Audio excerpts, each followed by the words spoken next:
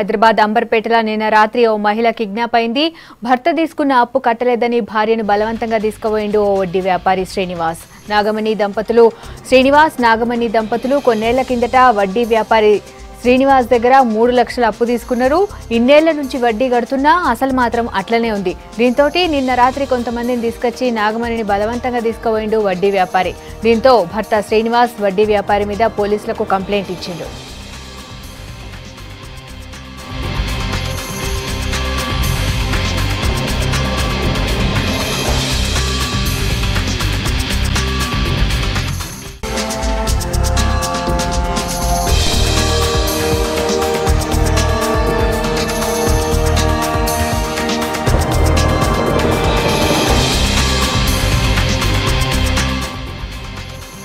మరింత ముచ్చట దీని గురించి సంపత్ని అడుగుదాం. సంపత్, చెప్పండి, అసలు వడ్డీ వ్యాపారి ఎవరు? డబ్బులు ఇవ్వకపోతే భార్యను ఎత్తుకపోవడం ఏంది? చెప్పు సంపత్.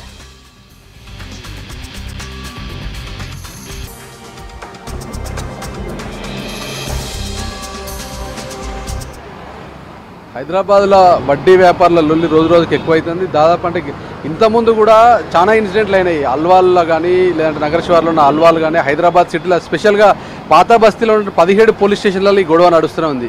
వడ్డీ పేరుతోటి 12 నుంచి 18% దాకా వడ్డీలు వేసి వడ్డీకి బారు వడ్డీ వేసి చక్రవడ్డీలు వేసి చాలా ఇబ్బందులు పెడతారు. దీనిలో కూడా మిడిల్ క్లాస్ వాళ్ళు, దాంతోపాటుగా బిలో మిడిల్ క్లాసు లేదంటే ఉద్యోగులు, చిరు వ్యాపారులు ఎక్కువగా ఉంటారు. వాళ్ళందరికీ కూడా డైలీ బిజినెస్ నడుపుకోవాలంటే కొంత 1000 రూపాయల నుంచి 10,000 రూపాయల వరకు డబ్బులు అవసరం ఉంటాయి. అంటే గూడ్స్ పర్చేజ్ చేసి తర్వాత అమ్మకాలు చేస్తూ ఉంటారు.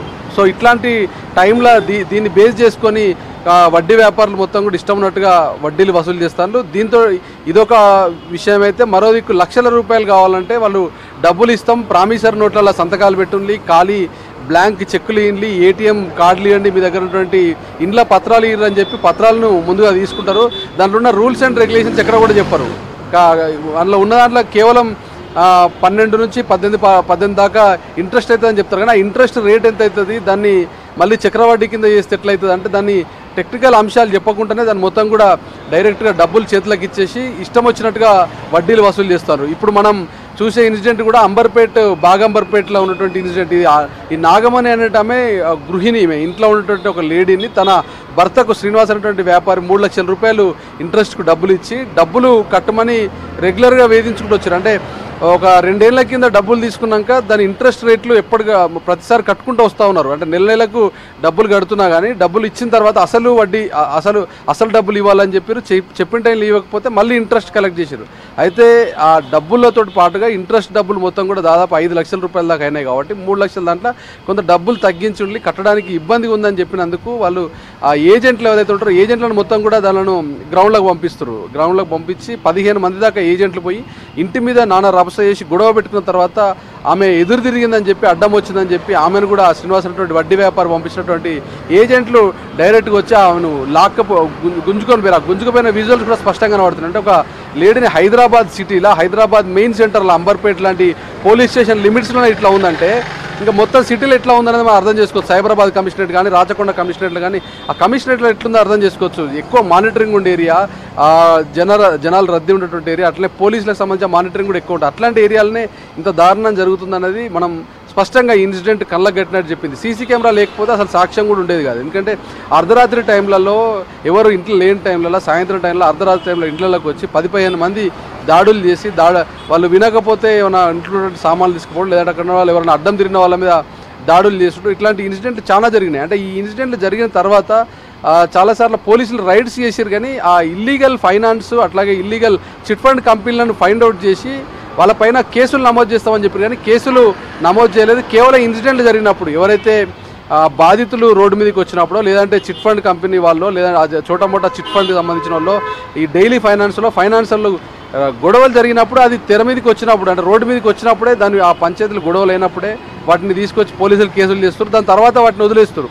కానీ శాశ్వతంగా అంటే పర్మనెంట్గా ఈ డైలీ ఫైనాన్స్లు కానీ, లేదంటే ఈ పార్ట్ టైం ఫైనాన్స్లు కానీ, చిట్ ఫండ్లు కానీ, ఇల్లీగల్ ఫైనాన్స్లు ఏవైతే పర్మిషన్ లేకుండా ప్రభుత్వం దగ్గర నుంచి ఫైనాన్స్ ఉండవు, ఈ ఫైనాన్స్ పెట్టాలంటే రూల్స్ అండ్ రెగ్యులేషన్స్ ఏముంటే ఆ కమర్షియల్ సంబంధించిన ఆస్పెక్ట్స్ కానీ రిజిస్ట్రేషన్ కానీ ఏది లేకుండానే కంపెనీ నామ్స్ యాక్ట్స్ కింద రిజిస్ట్రేషన్లు ఉన్నాయి, చిట్ ఫండ్లకు సంబంధించిన రిజిస్ట్రేషన్లు ఉన్నాయి. ఇష్టం వచ్చినట్టు కోట్ల రూపాయలు లక్షల రూపాయలు టర్న్ ఓవర్లు చేస్తూ ఉంటారు, అడ్డగోలుగా వసూలు చేస్తూ ఉంటారు. అయితే దీంట్లో కొన్ని ఆరోపణలు ఏంటంటే మొత్తం కూడా అంటే ఇల్లీగల్ యాక్టివిటీస్ చిట్ ఫండ్స్ నడుపుతున్నా కానీ అక్కడ లోకల్గా ఉన్నటువంటి ఆఫీసర్లు ఎవరైతే పోలీసులు కానీ లేదంటే మిగతా సంబంధించిన డిపార్ట్మెంట్ సంబంధించిన వాళ్ళ ఆఫీసర్లు కానీ ట్యాక్సేషన్ సంబంధించిన అధికారులు కానీ వాళ్ళందరికీ కావాల్సినంత డబ్బులు నెలవారీగా మామూలు ఇస్తారు కాబట్టి వాళ్ళు అడిగికి వస్తలేరు అనేది బాధితులంతా కూడా చాలాసార్లు చెప్పారు. గతంలో జరిగిన ఇన్సిడెంట్లలో కూడా చాలా వరకు ఇన్సిడెంట్లు దాంట్లో ఆత్మహత్యలు చేసుకున్నటువంటి అల్వాల్లో లాస్ట్ టైం ఇన్సిడెంట్లో ఆత్మహత్య చేసుకున్నారు. అట్లే చాంద్రాయణగుట్టలో కూడా దాడులు జరిగినాయి. అంటే ఈ ఫైనాన్షియర్ల బాధకు చిరు వ్యాపారులు అంటే చిన్నపాటి వ్యాపారులు తోపుడు బండ్ల వ్యాపారులు కానీ లేదంటే డైలీ ఫ్రూట్ మర్చెంట్ కానీ ఎవరైనా కానీ రోజు కొన్ని వస్తువులు కొనుక్కొని ఆ వస్తువులు అమ్మిన తర్వాత సాయంత్రం వరకు వాళ్ళకి ఇవ్వాలి. దానికి 10 నుంచి 12% వరకు ఇంట్రెస్ట్ రేటు జోడించి తీసుకుంటారు.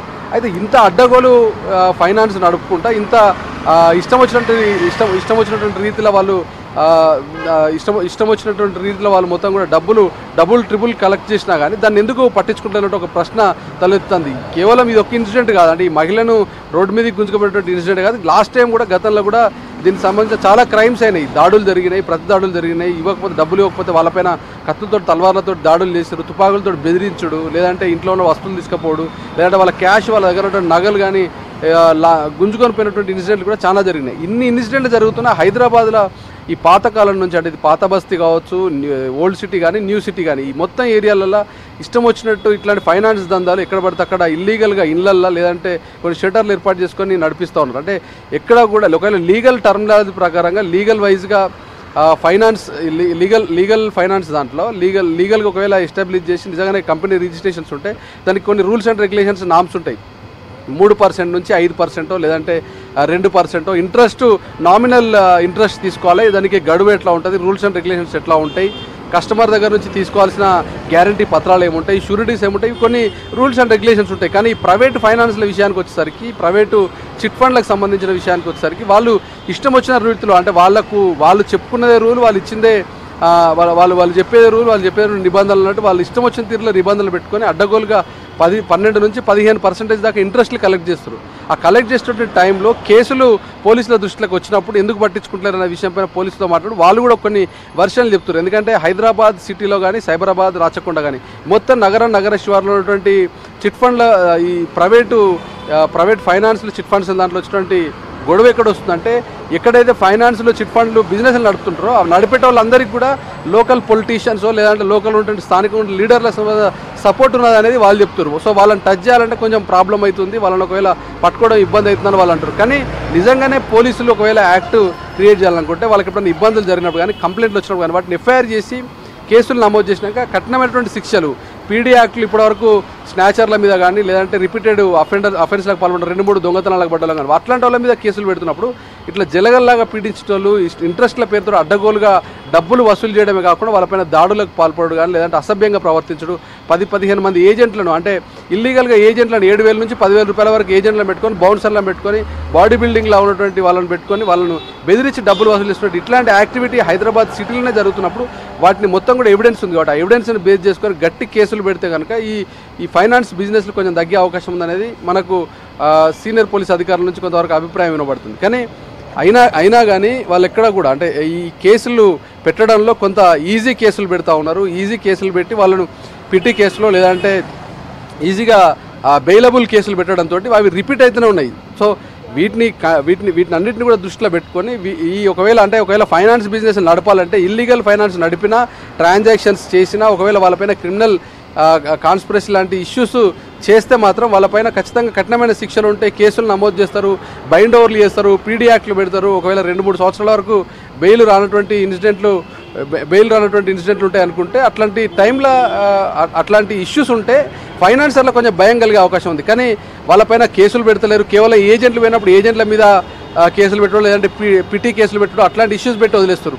నిన్న జరిగిన రాత్రి టైంలో జరిగినటువంటి ఈ విషయానికి వస్తే ఆ మహిళను గుంజుకోబోయేటువంటి విధానం చూస్తే చాలా ఇబ్బందిగా ఉంది. ఎందుకంటే భర్త దగ్గర అప్పు తీసుకున్నాడు, భర్త తీసుకున్న తర్వాత ఇంటి మీదకి పోవడం అనేది చాలా ఇల్లీగల్ యాక్టివిటీ. ఎందుకంటే ఒకసారి ఫైనాన్షియల్ ట్రాన్సాక్షన్స్లో కానీ ఏదైనా ఒప్పందం కానీ జరిగినప్పుడు దాని నామ్స్ వైలేషన్ జరిగితే కొన్ని కోర్టులు ఉంటాయి, వాళ్ళకు ఏదైనా నోట్స్ కానీ లేదంటే చెక్స్ బుక్స్ కానీ అట్లాంటినప్పుడు కోర్టులను ఆశ్రయించాలి, లేదంటే స్థానికంగా ఉన్నటువంటి పోలీస్ స్టేషన్ ఆశ్రయించాలి. కానీ ఇళ్ళ మీదకి పోయి ఇళ్ళలో ఉన్నటువంటి లేడీస్ మీద దాడులు చేయడం, అట్లాగే ఇన్సిడెంట్లో దాదాపు అక్కడ ఉన్నటువంటి వాళ్ళపైన దాడులు చేస్తున్నారు, లేదంటే బెదిరింపులకు పాల్పడడం, ఇష్టానుసారంగా వ్యవహరిస్తున్నారు అనేటువంటి ఎపిసోడ్ కళ్ళకు కట్టినట్టు కనబడుతుంది. సో దీన్ని బేస్ చేసుకున్నాను. ఎందుకంటే ఒక మహిళను దాంట్లోనూ అర్ధరాత్రి సమయంలో ఇంట్లో ఉన్నటువంటి మహిళను గుంజుకొని ఒక 2-3 పట్టుకొని పోతుంటే వెనుక బైక్ల మీద ఫాలోవర్ అవుతున్నారు. మనం స్పష్టంగా అలా అబ్జర్వ్ చేస్తే కనబడుతుంది. 3-4 బైక్ల మీద వెనుక ఫాలో అవుతుంటే ముందట ఆమెను గుంజుకొని పోయి ఆమె ఆ రోడ్డు మీదకి వెళ్ళి నడి రోడ్డు మీదకి వెళ్ళి గుంజుకొని పోయి అంత అసభ్యంగా ప్రవర్తించారు. అంటే డబ్బులు ఇచ్చేటప్పుడు ఇచ్చిన తర్వాత 12 నుంచి 15% ఇంట్రెస్ట్ ఇస్తారు. ఇంట్రెస్ట్ చేసిన తర్వాత